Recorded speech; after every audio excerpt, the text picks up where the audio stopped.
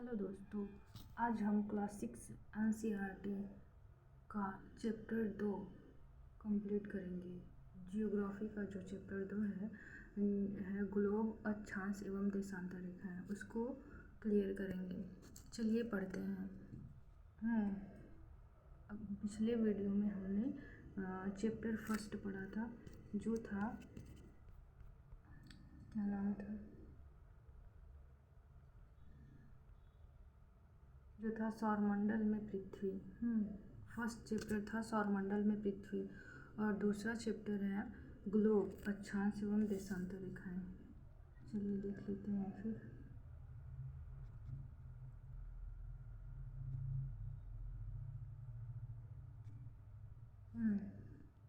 आइए देखते हैं ग्लोब एंड अक्षांश एवं देशांतर रेखाएं। बेसिक जानकारी आपको होगी, हमें उम्मीद है। चलिए आगे पढ़ते हैं। हमारी पृथ्वी गोलाकार नहीं है, यह उत्तर एवं दक्षिण ध्रुवों पर थोड़ी चपटी तथा मध्य में थोड़ी उभरी है। ग्लोब किसे कहते हैं बेसिकली? तो ग्लोब पृथ्वी का लघु रूप में एक वास्तविक प्रतिरूप है। ग्लोब विभिन्न आकार एवं प्रकार के हो सकते हैं। बड़े ग्लोब जो आसानी से एक स्थान से दूसरे स्थान नहीं ले जाए जा सकते, पॉकेट में रखने योग्य छोटे ग्लोब तथा गुब्बारे जैसे ग्लोब जिनमें हवा भरी जा सकती है एवं आसानी से एक स्थान से दूसरे स्थान ले जाया जा सकते हैं। ग्लोब पर देशों, महाद्वीपों तथा महासागरों को उनके सही आकार में दिखाया जाता है। ग्लोब का आविष्कार मार्टिन वैहम के द्वारा की गई थी। ग्लोब का आविष्कार किसने किया था? मार्टिन वैहम ने किया था। पृथ्वी पर किसी स्थान की स्थिति कैसे बताई जा सकती है? तो इसके लिए हमें कुछ बिंदुओं एवं रेखाओं के संदर्भ की आवश्यकता होती है। एक सुई ग्लोब में झुकी हुई अवस्था में स्थित होती है, जिसे अक्ष कहा जाता है। ग्लोब पर वे दो बिंदु जिनसे होकर सुई गुजरती है, उत्तर तथा दक्षिण ध्रुव है। ग्लोब को इस सुई के चारों ओर पृथ्वी की भांति पश्चिम से पूर्व की ओर घुमाया जा सकता है, लेकिन इन दोनों में एक अंतर है। पृथ्वी पर वास्तव में ऐसी कोई सुई नहीं होती है, यह अपने अक्ष पर चारों ओर घूमती है, जो एक काल्पनिक रेखा है। विषुवत वृत्त एक अन्य काल्पनिक रेखा भी ग्लोब को दो बराबर भागों में बांटता है। विषुवत रेखा जो है वह एक काल्पनिक रेखा है जो कि ग्लोब को दो बराबर भागों में विभाजित करता है या बांटता है। इसे विषुवत वृत्त कहा जाता है। पृथ्वी के उत्तर में स्थित आधे भाग को उत्तरी गोलार्ध तथा दक्षिण वाले आधे भाग को दक्षिणी गोलार्ध कहा जाता है। विषुवत रेखा के उत्तर में जो रहता है उसको उत्तरी गोलार्ध कहते हैं, और विषुवत रेखा के दक्षिण में जो रहता है उसको दक्षिणी गोलार्ध कहा जाता है। दक्षिणी गोलार्ध कहा जाता है। ये दोनों बराबर के आधे भाग होते हैं। इस प्रकार विषुवत वृत्त पृथ्वी पर एक काल्पनिक वृत्त बनाती है एवं यह पृथ्वी पर विभिन्न स्थानों की स्थिति बताने का सबसे महत्वपूर्ण संदर्भ बिंदु है। विषुवत वृत्त से ध्रुवों तक स्थित सभी समानांतर वृत्तों को अक्षांश रेखाएं कहा जाता है। जो समानांतर वृत्त होते हैं, मतलब विषुवत वृत्त रहता है, फिर उसके बाद जो समानांतर होते हैं तो उसको क्या कहते हैं? उसको अक्षांश रेखाएं कहते हैं। यहाँ पर देखिए चित्र में दिया है, यहाँ पर ये जो विषुवत रेखा है, ये जो दिया है इक्वेटर के नीचे रेड कलर जो है वो समानांतर है, और देशांतर जो है लंबवत जो रहता है उसको देशांतर कहते हैं। तो आगे क्या है? इस प्रकार विषुवत वृत्त पृथ्वी पर एक काल्पनिक वृत्त बनाती है। ठीक है, विषुवत वृत्त जो है एक काल्पनिक वृत्त बनाती है एवं यह पृथ्वी पर विभिन्न स्थानों की स्थिति बताने का सबसे महत्वपूर्ण संदर्भ बिंदु है। विषुवत वृत्त में ध्रुवों तक स्थित सभी समानांतर वृत्तों को अक्षांश या समानांतर रेखाएं, मतलब अक्षांश रेखाएं कहा जाता है। अक्षांशों को अंश में मापा जाता है। जो अक्षांश होते हैं वो अंश में मापे जाते हैं। विषुवत वृत्त शून्य अंश अक्षांशों को दर्शाता है। विषुवत वृत्त जो होता है वो 0 डिग्री को दर्शाता है। आगे देखते हैं। चूँकि विषुवत वृत्त से दोनों तरफ ध्रुवों के बीच की दूरी पृथ्वी के चारों ओर से वृत्त का 1/4 है, अतः इसका माप होगा 360 अंश, यानी डिग्री का 1/4 यानी 90 अंश होगा। इस प्रकार 90 अंश उत्तरी अक्षांश उत्तर ध्रुव को दर्शाता है। अब हम 90 डिग्री जो होता है उत्तरी अक्षांश जो है उत्तरी ध्रुव को दर्शाता है, तथा 90 डिग्री दक्षिणी अक्षांश मतलब 90 अंश दक्षिणी अक्षांश दक्षिणी ध्रुव को दर्शाता है। यहाँ पर दिया गया है कोड के माध्यम से। देखिए इधर दिया गया है कि ये जो है 90 डिग्री आप देख सकते हैं इस फिगर में दिया है उत्तरी ध्रुव और दक्षिणी ध्रुव। 90 डिग्री जहाँ लिखा है 19 नॉर्थ 19 साउथ, तो वो हो जाएगा 90 डिग्री साउथ और 90 डिग्री उत्तरी 90 डिग्री उत्तरी अक्षांश को और 90 डिग्री दक्षिणी ध्रुव को। चलिए आगे देखते हैं। इस प्रकार विषुवत वृत्त के उत्तर की सभी समानांतर रेखाओं को उत्तरी अक्षांश कहा जाता है, तथा विषुवत वृत्त के दक्षिण स्थित सभी समानांतर रेखाओं को दक्षिणी अक्षांश कहा जाता है। इसलिए प्रत्येक अक्षांश के मान के साथ उसकी दिशा यानी उत्तर या दक्षिण को भी लिखा जाता है। सामान्यतः इसे उत्तरी या दक्षिणी अक्षर से व्यक्त किया जाता है। उदाहरण के लिए महाराष्ट्र में चंद्रपुर एवं ब्राज़ील, दक्षिण अमेरिका में बेलो होरिज़ोंटे दोनों एक ही अक्षांश 20 डिग्री मतलब 20 अंश पर स्थित है। अब यहाँ पर दिया गया है उदाहरण के लिए कि महाराष्ट्र मध्य प्रदेश महाराष्ट्र जो कि मुंबई, ठीक है, महाराष्ट्र में चंद्रपुर एवं ब्राज़ील जो चंद्रपुर है और ब्राज़ील दक्षिणी अमेरिका में या दक्षिणी अमेरिका में बेलो होरिज़ोंटे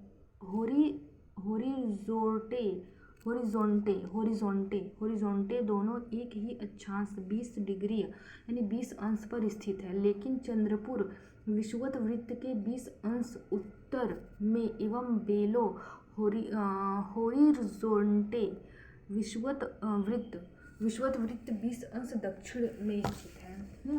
यहाँ पर समझ में आया कि क्या कहना चाह रहा है कि जो महाराष्ट्र में चंद्रपुर एवं ब्राज़ील में बोले होरिज़ोंटे दोनों एक ही अक्षांश 20 अंश पर स्थित है, लेकिन जो है 20 डिग्री उत्तर और 20 डिग्री दक्षिण, यहाँ पर मेन पॉइंट है कि लेकिन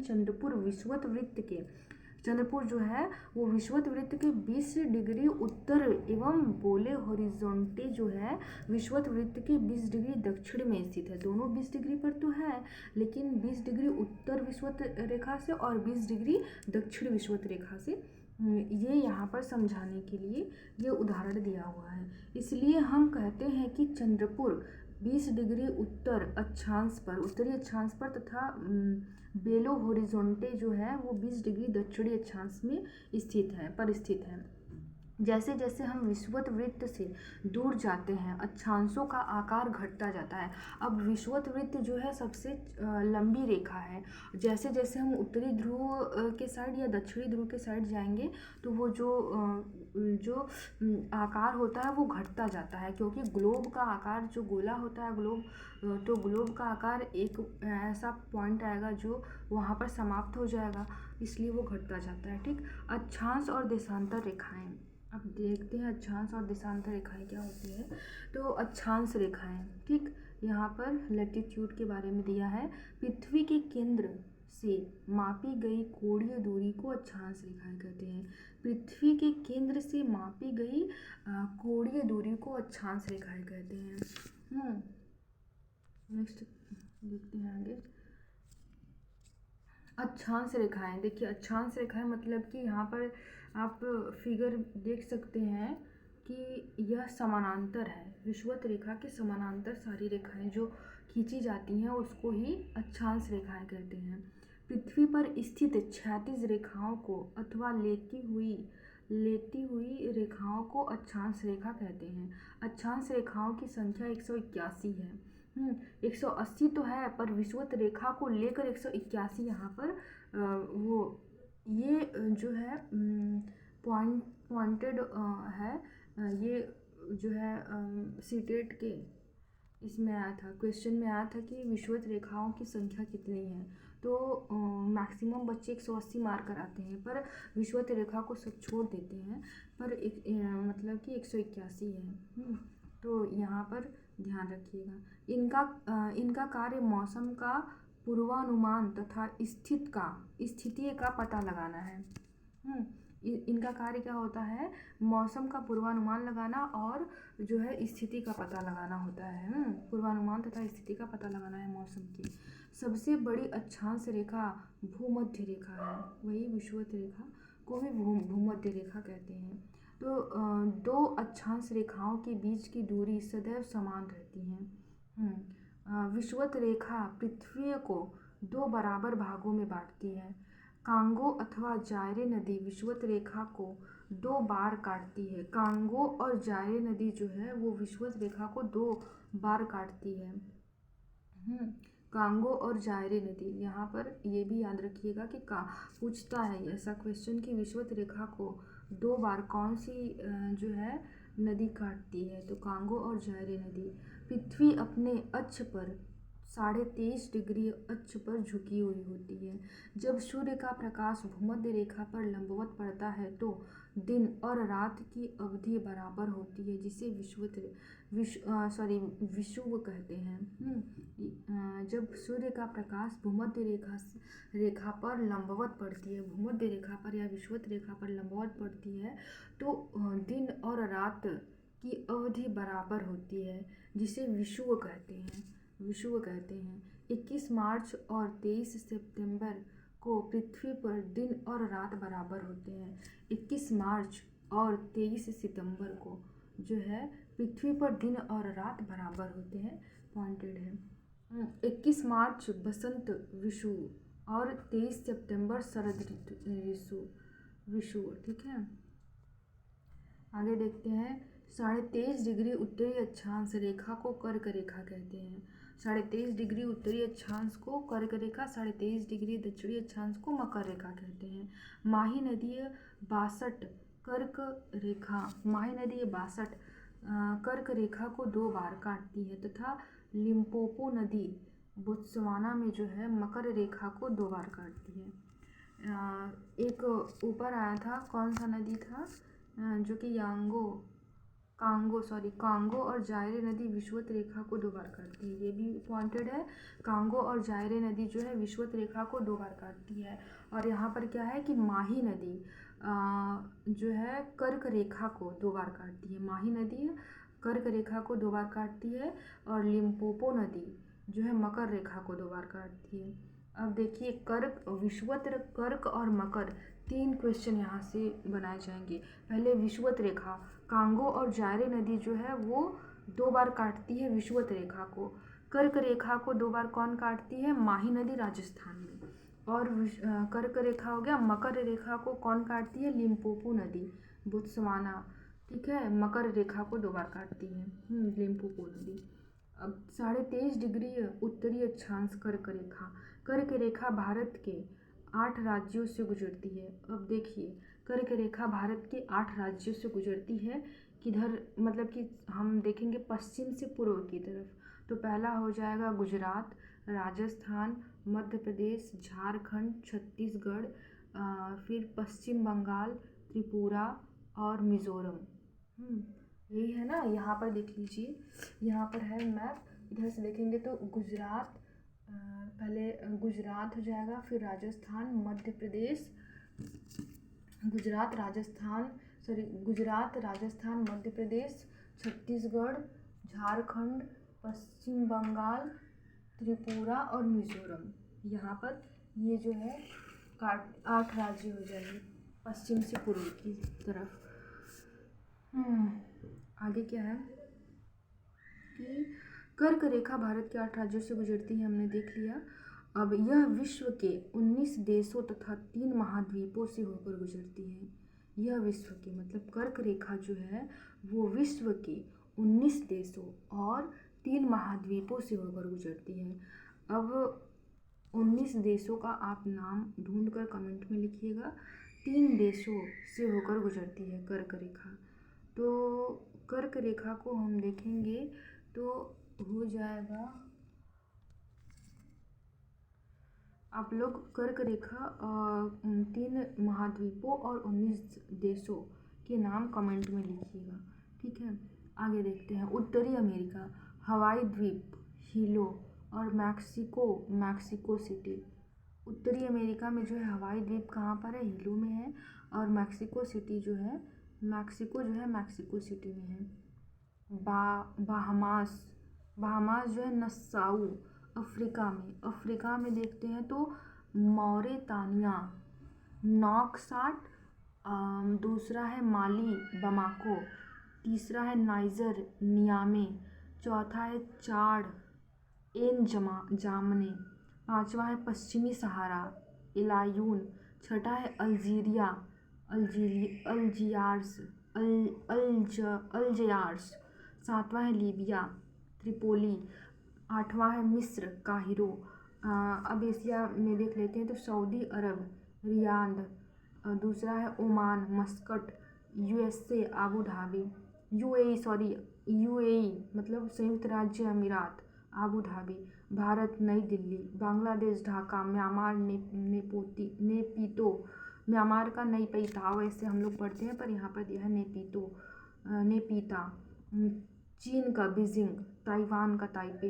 ये जो है ये दिया है देश का नाम और उनकी राजधानी, तो बहुत ही महत्वपूर्ण है। इसमें से एक क्वेश्चन सीटेट में ज़रूर पूछा जाता है, देश और राजधानी से एक क्वेश्चन आता है। तो उत्तरी अमेरिका में देख लेते हैं एक बार और। उत्तरी अमेरिका में हवाई द्वीप का हिलो, मैक्सिको का मैक्सिको सिटी, ये तो सबको याद रहता है। बहामास का क्या है नस्साउ, और अफ्रीका में देख लेते हैं तो मौरितानिया का नॉक्साट, माली का बमाको, नाइजर का नियामे, चाड का है जामने, पश्चिम सहारा का इलायून, अल्जीरिया का अल्जियार्स, लीबिया का त्रिपोली, मिस्र का काहिरा।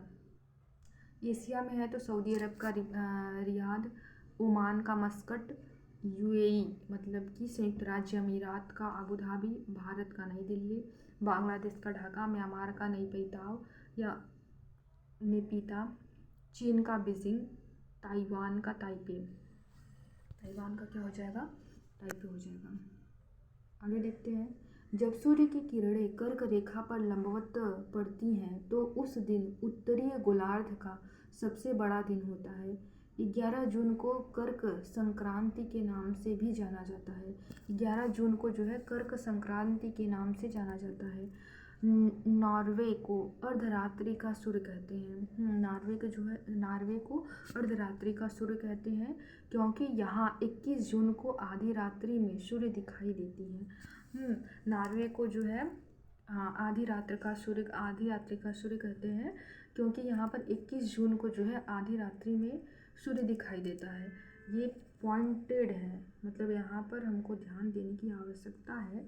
ये क्वेश्चन बन सकता है कि किस दिन जो है नॉर्वे में सूर्य दिखाई देता है, वो भी आधी रात्रि को, तो 21 जून को, ठीक है। 23.5 डिग्री दक्षिणी अक्षांश मकर रेखा, यह विश्व के 12 देशों से गुजरती है। कमेंट कीजिएगा कि कौन कौन से ऐसे देश हैं जो कि मकर रेखा वहाँ पर जाती हुई मतलब ये मकर रेखा वहाँ पर इंडिकेट करती हैं।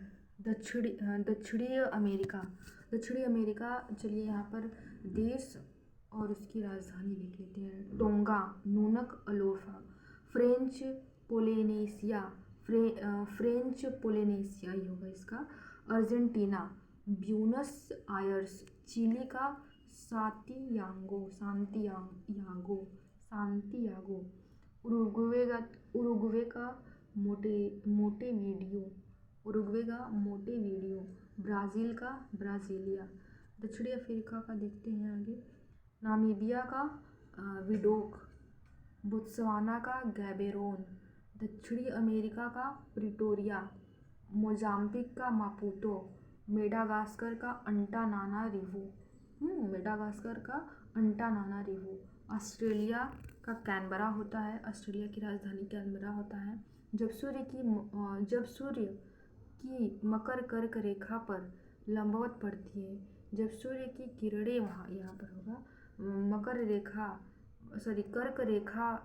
कर्क रेखा पर, यहाँ पर कर्क नहीं होना चाहिए, यहाँ पर मकर होना चाहिए, मकर रेखा पर लंबवत पड़ती है तो उस दिन दक्षिणी गोलार्ध का सबसे बड़ा दिन होता है। जब सूर्य की मकर कर्क रेखा पर लंबवत पड़ती है तो उस दिन जो है गोलार्ध का सबसे बड़ा दिन होना चाहिए।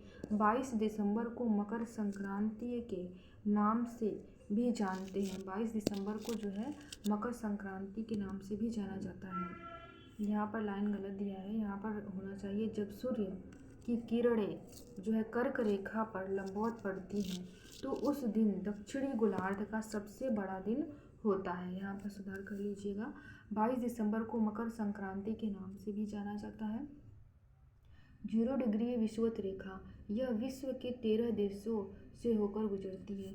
जो विषुवत रेखा है, ग्लोब में विषुवत रेखा सबसे बड़ा रेखा है, यानी यह जैसे कि हम कोई वृत्त बनाते हैं तो उसका व्यास होता है, व्यास सबसे बड़ा होता है, तो विषुवत रेखा को आप व्यास मान सकते हैं।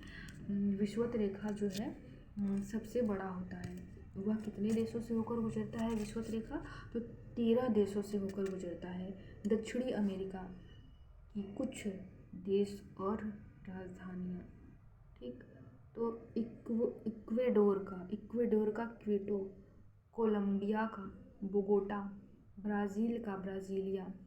अफ्रीका का देख लेंगे राजधानी और देश, तो साओ टोमे प्रिंसिप का सामी हो जाएगा।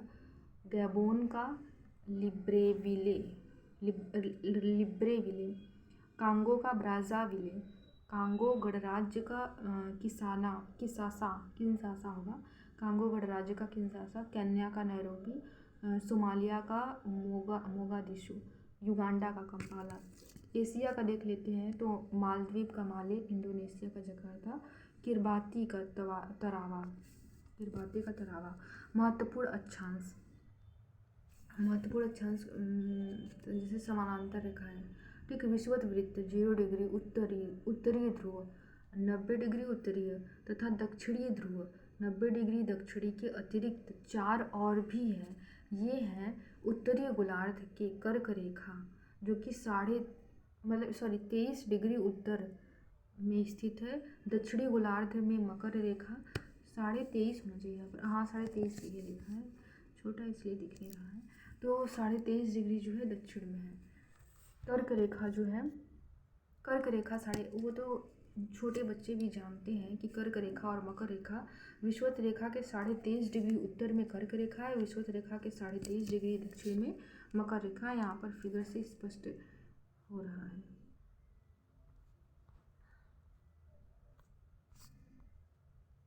आगे देख लेते हैं, तो यहाँ पर विषुवत वृत्त के 66.5 डिग्री उत्तर में उत्तरीय ध्रुव और विषुवत वृत्त के 66.5 डिग्री दक्षिण में कौन सा होगा? दक्षिणी ध्रुव कहते हैं। पृथ्वी के ताप कटिबंध, कर्क रेखा एवं मकर रेखा के बीच के सभी अक्षांशों पर सूर्य वर्ष में एक बार दोपहर में सिर के ठीक ऊपर होता है, इसलिए इस क्षेत्र में सबसे अधिक ऊष्मा प्राप्त होती है तथा इसे उष्णकटिबंधीय कहा जाता है। अब पृथ्वी के ताप कटिबंध क्या बताता है यह कि कर्क रेखा एवं मकर रेखा के बीच के सभी अक्षांशों पर, कर्क रेखा मकर रेखा के बीच पे सभी अक्षांशों पर एक बार दोपहर में सिर के ठीक ऊपर होता है। सूर्य जो है वर्ष में एक बार सिर के ठीक ऊपर होता है, ठीक। इसलिए इस क्षेत्र में सबसे अधिक ऊष्मा प्राप्त होती है तथा इसे उष्णकटिबंधीय कहा जाता है। उष्णकटिबंध कहा जाता है। ध्रुव की तरफ सूर्य की किरणें तिरछी होती हैं, क्योंकि वह मतलब कि सूर्य ध्रुव की तरफ, ध्रुव जो है विषुवत रेखा से सबसे उत्तर होता है और दक्षिण में होता है, तो तिरछी पड़ेंगी ही। तो ध्रुव की तरफ सूर्य की किरणें तिरछी होती हैं। इस प्रकार उत्तरी गोलार्ध में कर्क रेखा एवं उत्तरीय ध्रुव वृत्त तथा, देखो यहाँ पर क्या है, उत्तरी गोलार्ध में कर्क रेखा एवं उत्तरीय ध्रुव वृत्त तथा दक्षिणी गोलार्ध में मकर रेखा एवं दक्षिणी ध्रुव वृत्त के बीच वाले क्षेत्र का तापमान मध्यम रहता है, इसलिए इन्हें शीतोष्ण कटिबंध कहा जाता है। अब शीतोष्ण कटिबंध किससे कहा जाता है, यह हम फिगर से समझ सकते हैं। जैसे कि कर्क रेखा और उत्तरी, कर्क रेखा उत्तर में है, तो कर्क रेखा और उत्तरीय ध्रुव के बीच, और नीचे देखेंगे तो दक्षिण में मकर रेखा और दक्षिणी ध्रुव के मध्य, इन दोनों के मध्य जो है सूर्य जो है तिरछी पड़ती है, इसलिए इसे शीतोष्ण कटिबंध कहा जाता है। अब आगे देखते हैं। उत्तरीय गोलार्ध में उत्तरीय ध्रुव वृत्त एवं उत्तरीय ध्रुव तथा दक्षिणी गोलार्ध में दक्षिणी ध्रुव वृत्त तथा दक्षिणी ध्रुव के बीच के क्षेत्रों में ठंड बहुत होती है। अब देखिए 3 कंडीशन बांट दिया है। उष्णकटिबंधीय उष्णकटिबंध किस क्षेत्र में होता है, तो कर्क रेखा मकर रेखा के बीच में उष्णकटिबंध होता है। शीतोष्ण कटिबंध कब होता है, तो कर्क रेखा और उत्तरीय ध्रुव के बीच में शीतोष्ण होता है, और मकर रेखा दक्षिणी ध्रुव के बीच शीतोष्ण होता है, और दक्षिणी ध्रुव, और यहाँ पर तीसरा दिया है कि उत्तरीय ध्रुव वृत्त और उत्तरीय ध्रुव वृत्त और उत्तरीय ध्रुव मतलब जब लास्ट पॉइंट में 3 भागों में बांटा गया है उसको। यहाँ पर दिख रहा है कि पहला है ब्लू कलर, फिर ग्रीन कलर, फिर येलो कलर। तो जो है जो ये है ब्लू कलर जो है, मतलब आसमानी कह सकते हैं इसको, स्काई ब्लू है। तो स्काई ब्लू में जो है ये उष्णकटिबंधीय है, और ग्रीन वाला जो है दोनों है ऊपर नीचे, उत्तरीय में और दक्षिण में, ये जो है शीतोष्ण कटिबंधीय है। और जो एकदम ऊपर येलो कलर है, नीचे भी येलो कलर है, ये एकदम ठंड, बहुत ठंड यहाँ पर पड़ती है जो येलो वाला है, क्योंकि यहाँ सूर्य दक्षिणी क्षितिज से ज़्यादा ऊपर नहीं आ पाता है। इसका कारण क्या है, रीज़न यह है क्योंकि सूर्य क्षितिज से ज़्यादा ऊपर नहीं आ पाता है, इसलिए ये शीत कटिबंध कहलाते हैं। येलो वाला जो है शीत कटिबंध कहलाते हैं। देशांतर क्या है, तो देशांतर क्या है आइए समझते हैं। किसी स्थान की स्थिति को बताने के लिए उस स्थान के अक्षांश के अतिरिक्त कुछ और जानकारियों की आवश्यकता भी होती है। प्रशांत महासागर में स्थित टोंगा द्वीप तथा हिंद महासागर में स्थित मॉरिशस द्वीप एक ही अक्षांश 20 डिग्री दक्षिणी पर स्थित है। यहाँ पर इसका जो है पहले भी हमने चर्चा किया है इसी चैप्टर में। आगे आपको बताया है कि प्रशांत महासागर में स्थित टोंगा द्वीप एवं दक्षिणी महासागर में स्थित मॉरिशस द्वीप जो है एक ही अक्षांश मतलब 20 डिग्री दक्षिण पर स्थित है। उनकी सही स्थिति जानने के लिए यह पता करना होगा कि उत्तरीय ध्रुव को दक्षिण ध्रुव से जोड़ने वाली संदर्भ रेखा से पूर्व या पश्चिम की ओर इन स्थानों की दूरी कितनी है। इन संदर्भ रेखाओं को देशांतरी याम्योत्तर कहते हैं। इन संदर्भ रेखाओं को क्या कहते हैं, देशांतरी याम्योत्तर कहते हैं। इनके बीच की दूरी ध्रुवों की तरफ बढ़ने पर घटती जाती है एवं ध्रुवों पर शून्य हो जाती है। अब क्या कहा है कि इनके बीच की दूरी ध्रुवों की तरफ बढ़ने पर, जब इनकी बीच की दूरी ध्रुवों की तरफ बढ़ेगी तो जो बढ़ती है तो वह ध्रुवों की तरफ बढ़ने पर जो है घटती जाती है एवं ध्रुवों पर शून्य हो जाती है।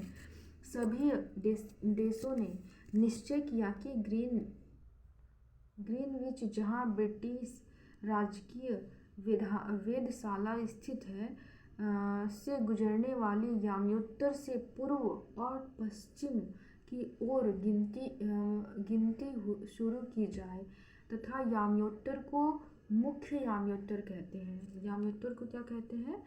मुख्य याम्योत्तर कहते हैं। यहाँ पर देख सकते हैं आप, थोड़ा छोटा करें, हाँ देखिए कि यहाँ पर कहा कि सभी देशों ने निश्चय किया कि ग्रीनविच, जहाँ ब्रिटिश राजकीय वेधशाला स्थित है, से गुजरने वाले याम्योत्तर से पूर्व और पश्चिम की ओर गिनती शुरू की जाए। इस याम्योत्तर को प्रमुख याम्योत्तर कहते हैं। इसका मान 0 डिग्री देशांतर है तथा यहाँ से हम 180 डिग्री पूर्व या 180 डिग्री पश्चिम तक गणना करते हैं।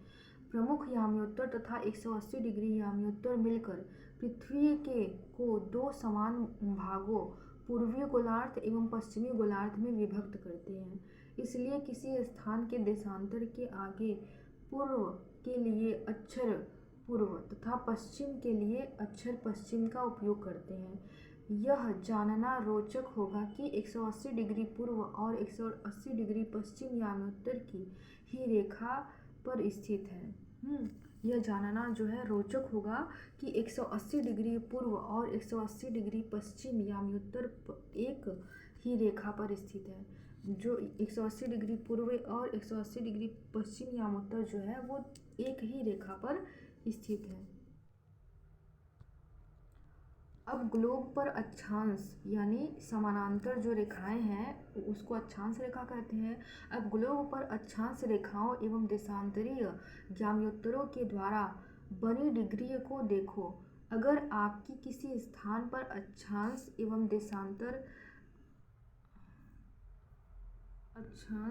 देशांतर की सही जानकारी हो तो ग्लोब पर आप उस स्थान का पता आसानी से लगा सकते हैं।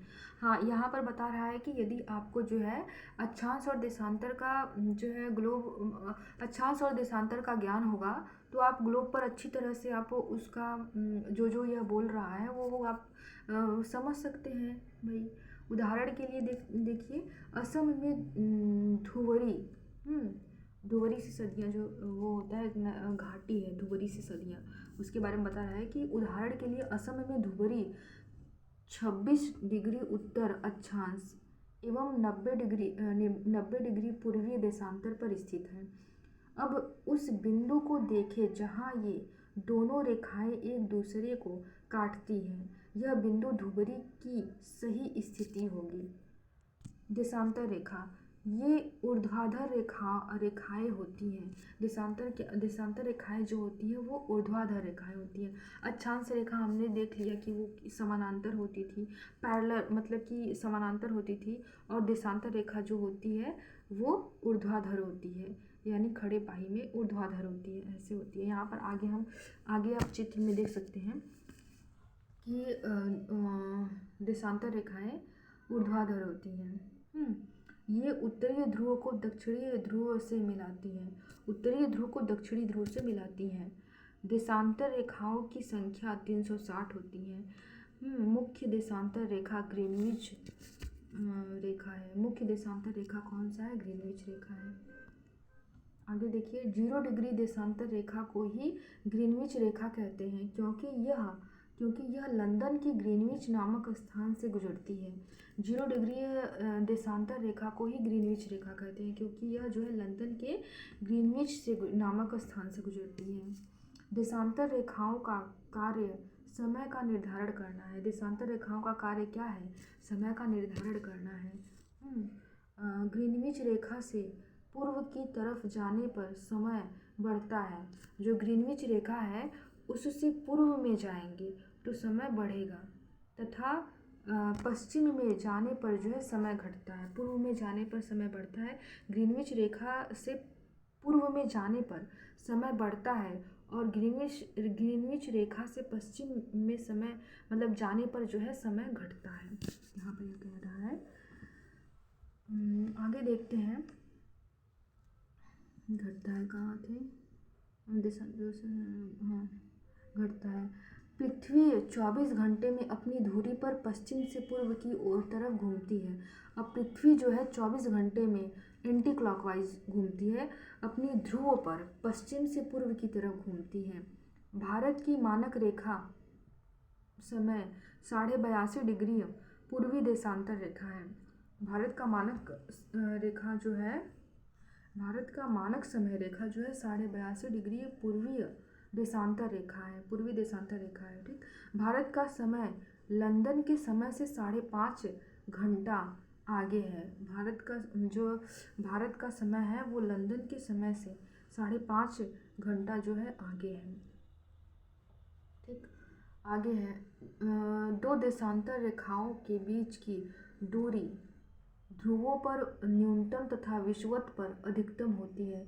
दो देशांतर रेखाओं के बीच की दूरी, दो देशांतर रेखाओं के बीच की दूरी जो है वो ध्रुवों पर न्यूनतम होती है, जबकि विषुवत पर अधिकतम होती है। वो तो चित्र में आप फिगर जब देखेंगे तो आपको पता चलेगा। ग्लोब देख लीजिए, ग्लोब का जो है नीचे का भाग जो है वो चौड़ा होता है और उसका व्यास जो है वो अधिक होता है, इसलिए उससे हम आंक सकते हैं कि ध्रुवों पर जो है, ध्रुव पर जो दूरी होती है कम होगी और विषुवत रेखा पर सबसे अधिक होगी। दो देशांतर रेखाओं के बीच की दूरी को गोरे कहते हैं। यहाँ पर क्वेश्चन बन सकता है, दो देशांतर रेखाओं के बीच की दूरी को क्या कहते हैं, तो फिर दो देशांतर रेखाओं के बीच की दूरी को गोरे कहते हैं। गोरे गोरे। 180 डिग्री देशांतर रेखा को अंतर्राष्ट्रीय रेखा कहते हैं। 180 डिग्री देशांतर रेखा को क्या कहते हैं, अंतर्राष्ट्रीय रेखा कहते हैं। अंतर्राष्ट्रीय तिथि रेखा से पूर्व की तरफ तिथि घट जाती है तथा पश्चिम की तरफ तिथि बढ़ जाती है। अंतर्राष्ट्रीय तिथि रेखा से पूर्व की तरफ जो है घट जाती है और पश्चिम की तरफ बढ़ जाती है। यही इसके पहले भी दिया है, आप देख सकते हैं यहाँ पर कि ग्रीनविच रेखा से पूर्व की तरफ जाने पर, ग्रीनविच रेखा से यदि हम पूर्व में जाएंगे तो समय बढ़ रही थी, और अंतर्राष्ट्रीय रेखा से यदि हम पूर्व में जाएंगे तो समय घट रही है। और यहाँ पर जो है ग्रीनविच रेखा के पश्चिम में जाएंगे, ग्रीनविच रेखा से पश्चिम में जाएंगे तो समय घट रही है, यहाँ पर समय घट रही है। और जब हम अंतर्राष्ट्रीय तिथि रेखा के पश्चिम में जाएंगे तो समय बढ़ जाएगी, तिथि बढ़ जाएगी, वही तिथि बढ़ जाएगी। ठीक है, फिर उसका उल्टा हो रहा है, यहाँ पर अपोजिट हो रहा है।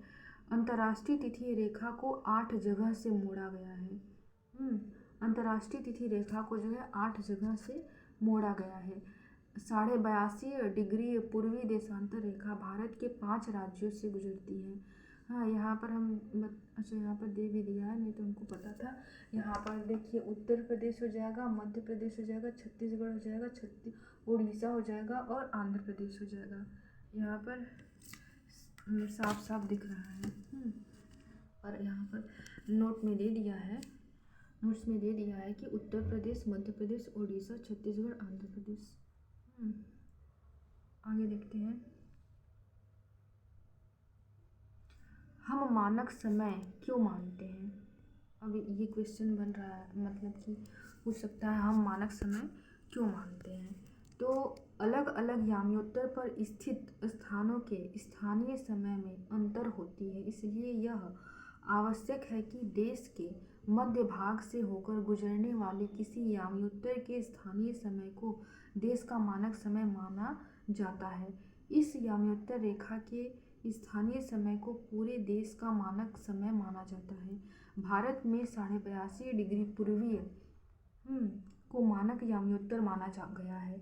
इस याम्योत्तर के स्थानीय समय को पूरे देश का मानक समय माना जाता है। इसे भारतीय मानक समय के नाम से भी जाना जाता है। भारत एवं इंग्लैंड के बीच समय में क्या अंतर है? भारत और इंग्लैंड के बीच के समय में क्या अंतर है? तो भारत ग्रीनविच के पूर्व 82.5 डिग्री पूर्व में स्थित है तथा यहाँ का समय ग्रीनविच समय से 5.5 घंटा आगे है। इसलिए जब लंदन के दोपहर के 2 बजे होंगे तब भारत के शाम के 7:30 बजे होंगे, क्योंकि 5 घंटा आगे है। दो में 5.5 जोड़ेंगे तो 7:30 हो जाएगा। कुछ देशों को देशांतरीय विस्तार अधिक होता है, जिसके कारण वहाँ एक से अधिक मानक समय अपनाए गए हैं। उदाहरण के लिए रूस में 11 मानक समयों को अपनाया गया है। उदाहरण के लिए देखा जाए तो रूस में 11 मानक समयों को अपनाया गया है। नीचे जो है क्वेश्चन है, देख लीजिए आप लोग। नेक्स्ट वीडियो में हम क्वेश्चन आंसर करवाएंगे।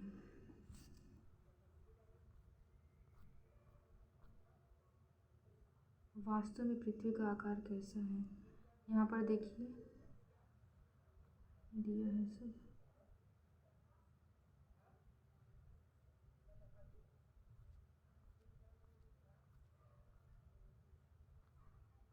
चलिए नेक्स्ट वीडियो में हम पढ़ेंगे। Thank you. नेक्स्ट वीडियो में हम अपना तीसरा चैप्टर कंप्लीट करेंगे।